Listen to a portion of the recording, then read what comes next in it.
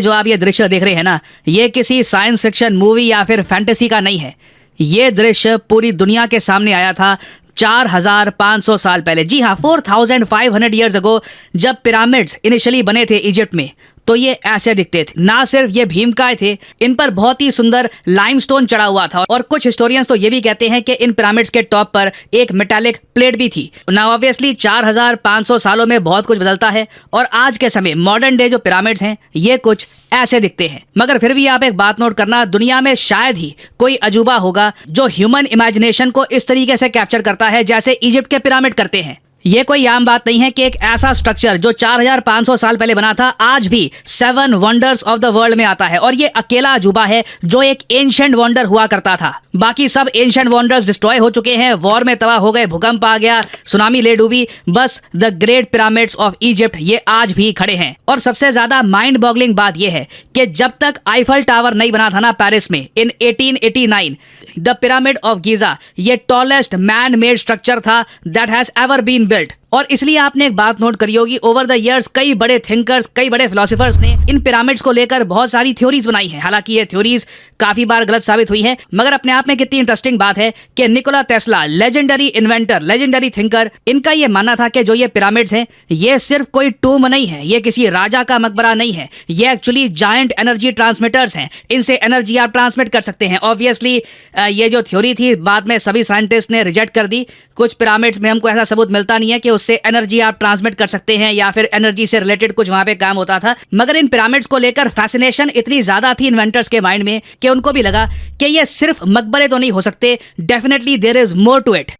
और interestingly medieval times में Europe में कई लोग मानते थे कि पिरामिड्स को जरूर ग्रेन स्टोर करने के लिए बनाया गया होगा। उनके माइंड में ये आइडिया कहीं से फिट ही नहीं होता था कि एक फैरो के लिए, एक राजा के लिए ये पिरामिड्स बनाए गए थे ताकि वो फैरो मरने के बाद जो अगली दुनिया का सफर है वो ज्यादा आसानी से कंप्लीट कर पाए। और रिसेंटली आपने देखा होगा कि जो ये इजिप्ट के पिरामिड्स हैं ये फिर से न्यूज में आ गए थे, और इस बार ये बताया जा रहा था कि इजिप्ट के पिरामिड्स की मिस्ट्री अब फाइनली सॉल्व हो चुकी है। ना मुझको यहाँ पे एक बात ऐड करनी पड़ेगी कि इन पिरामिड से रिलेटेड इतनी सारी मिस्ट्रीज हैं कि सारी मिस्ट्रीज तो बिल्कुल सॉल्व नहीं हुई है। हमें बस शायद अब ये पता लग चुका है कि इन पिरामिड्स को बनाने में जो कंस्ट्रक्शन मटेरियल लाया गया था यहाँ पर, ये बेसिकली आया कैसे था। बाकी उसके अलावा आप अगर देखो ये पिरामिड्स कैसे बनाए गए थे, क्यों बनाए गए थे, इनका एक्चुअल रीजन क्या था, इन पिरामिड्स के नीचे बहुत सारे खाली चेंबर्स क्यों हैं, उसके बारे में देखिए अभी भी बहुत कम जानकारी है। ह्यूमन काइंड आज भी इस 4500 साल पुरानी मिस्ट्री को सॉल्व करने में लगा है। मगर मैं आपको ये बताता हूं बहुत ही सिंपल लैंग्वेज में कि कंस्ट्रक्शन मटेरियल को लेकर के ये पिरामिड बेसिकली बने कैसे थे, इसको लेकर इतना कंफ्यूजन क्यों था ह्यूमन माइंड में बहुत लंबे समय तक। नाउ ये आपके सामने है मॉडर्न डे इजिप्ट का मैप। ऐसा नहीं है कि पूरे इजिप्ट में ही आपको बहुत सारे पिरामिड्स मिलेंगे। वैसे बताया जाता है कि जो टोटल पिरामिड्स पूरे इजिप्ट में है इनका नंबर 115 या 120 के आसपास हो सकता है। मगर इंटरेस्टिंग बात देखिए, ये सारे पिरामिड्स आपको मॉडर्न डे नाइल नदी के थोड़ा सा पास मिलेंगे। यहाँ पे आप देख पाओगे, ये जो एरिया आप देख रहे हैं यहाँ पे ये सारे पिरामिड्स आपको मिलेंगे। बहुत सारे पिरामिड्स काफी छोटे भी हैं, ऐसा नहीं है कि सभी पिरामिड्स भीमकाय हैं। कई पिरामिड्स हैं इजिप्ट में जिनकी हाइट 40 मीटर 50 मीटर के आसपास है। और फिर जैसे जैसे आप नॉर्थ की तरफ जाओगे, जो कायरो कैपिटल है इजिप्ट की, उसके आसपास आप देखोगे वहां पे आपको मिलेंगे गीजा के पिरामिड्स। ये हैं सबसे जरा बड़े पिरामिड, जिनमें से एक pyramid the largest pyramid of Giza, इसकी हाइट बताई जाती है 146.7 मीटर्स। और यहाँ पे मुझको एक बात ऐड करनी पड़ेगी, आप अगर Guinness book of world records की वेबसाइट पे देखोगे तो वहां पर लिखा है कि जब इनिशियली इन पिरामिड्स को बनाया गया था, जब इनके बाहर खूबसूरत लाइमस्टोन भी लगा हुआ था, ऊपर एक मेटालिक कवर था, तब इनकी हाइट थी 146.7 मीटर्स। बाद में इन्वेडर्स आए, काफी तोड़ा फोड़ा गया इन पिरामिड्स को। ये भी कई हिस्टोरियंस कहती हैं कि नेपोलियन ने भी काफी डैमेज किया था इन पिरामिड्स को, तो उसकी वजह से इस सबसे बड़े पिरामिड की हाइट थोड़ी सी कम होकर 137.5 मीटर्स है, जो अपने आप में it is still very huge.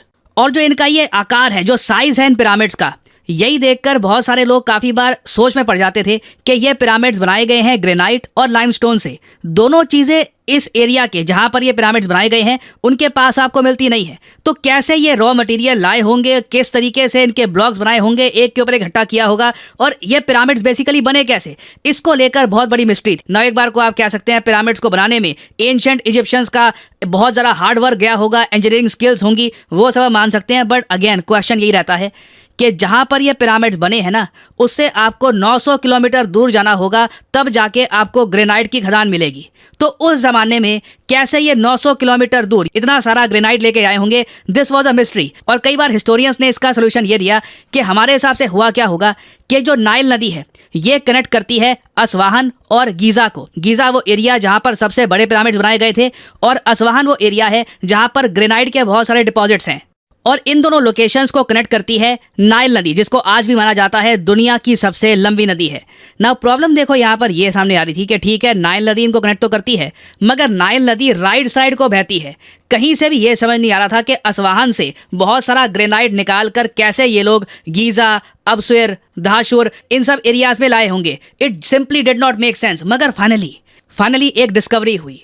ये पता लगा कि नाइल नदी जो मॉडर्न आज के समय है, इसकी एक एक्स्ट्रा ब्रांच भी हुआ करती थी, जिसको कहा जाता है अरामत ब्रांच। ये ब्रांच उस लोकेशन के बिल्कुल साथ में बहती थी जहां पर पिरामिड्स बनाए गए हैं, और यही वो इनलैंड वाटरवे था जिसके थ्रू बहुत सारा लाइमस्टोन, बहुत सारा ग्रेनाइट ये लोग तोड़कर बोट्स में ले जाकर, जी हाँ, अगेन मैं यहाँ पे कहीं से ये नहीं कहूंगा कि जो एंशिएंट इजिप्शियंस ने किया था ये छोटी इंजीनियरिंग फीट है। इतना सारा स्टोन आप कार्व आउट करके एक बोट में रखो, और बोट भी माना जाता है उस टाइम एक बहुत ज्यादा यूनिक डिजाइन की रही होगी, जहां पे आप स्टोन भी कैरी कर सकते हैं और वो बोट डूबेगी भी नहीं। और 800-900 किलोमीटर का इनलैंड वाटरवे पार करके ये स्टोन पहुंचाए गए ओवर द इयर्स, और 1000 साल तक ये हुआ था। ये मैं आपको बता दूं, जो 100 से ऊपर पिरामिड्स इजिप्ट में बने हैं, इनको बनाने में 1000 साल लगे थे, क्योंकि ऑलमोस्ट हर पिरामिड एक मकबरे की तरह है। जब भी एक फैरो, एक राजा मरता था, उसका एक रेस्टिंग प्लेस बन जाता था एक पिरामिड। और अब एटलीस्ट हमको ये तो पता है 2024 में हम ये तो कह सकते हैं कि एक एंशिएंट नदी जाती थी जिसकी मदद से ये सारा रॉ मटेरियल्स इन पिरामिड्स तक पहुंचाया गया था। मगर फनी बात यहाँ पर यह आती है कि जब हमको लगा कि हमने एक मिस्ट्री तो थोड़ी बहुत सॉल्व कर दी, अचानक से एक और मिस्ट्री सामने आ जाती है। जो ग्रेट पिरामिड ऑफ गीजा है, जो सबसे बड़ा पिरामिड है, इसकी प्रॉपर्ली स्टडी की जा रही थी। ये भी स्कैन किया जा रहा था कि इस पिरामिड के नीचे क्या है। सडनली साइंटिस्ट को इस पिरामिड के नीचे एक एल शेप्ड स्ट्रक्चर मिला है। ना ये स्ट्रक्चर क्यों एग्जिस्ट करता है, क्यों बनाया गया था पिरामिड के बहुत नीचे, अभी तक हमको कुछ नहीं पता। हमें कुछ पता नहीं है वहां पे कौन दफन है, क्या है। बेसिकली इसकी हिस्ट्री के बारे में आज भी आपको इतनी सारी थ्योरीज मिलेगी कि एक बार को आप उसमें जाओगे ना तो कई रातें, कई हफ्ते आप जा सकते हो बस पढ़ते हुए ही कि लोगों की क्या क्या थ्योरीज हैं इन पिरामिड्स के बारे में, ये क्यों बनाए गए थे, ये क्या सिंबलाइज करते हैं। और ह्यूमन हिस्ट्री में आप अगर देखो तो ये पिरामिड स्ट्रक्चर हमको दुनिया भर की कई सिविलाइजेशंस में क्यों दिखते हैं। For example, modern day Mexico में भी आपको मिलेगा द पिरामिड ऑफ द सन, बिल्कुल एक पिरामिड शेप स्ट्रक्चर जो आज से कई सदियों पहले बनाया गया था। फिर सूडान में आप जाओगे, सूडान में भी आपको नूबियन पिरामिड्स मिलेंगे। ऑल्दो मैं एडमिट करूंगा कि ये साइज में इजिप्ट के पिरामिड्स के आसपास भी नहीं है, but bar bar human kind in pyramid structures की तरफ ही क्यों ग्रेविटेट करते हैं। जो मायन सिविलाइजेशंस थी वो भी पिरामिड्स क्यों बनाते थे, द पिरामिड्स ऑफ तिकाल ये क्यों बनाए गए थे। इवन चाइना में भी इस टाइप के पिरामिड्स क्यों बनाए गए थे, क्यों कॉन्स्टेंटली ह्यूमन ब्रेन एक पिरामिड स्ट्रक्चर की तरफ काम करना ज्यादा पसंद करता है।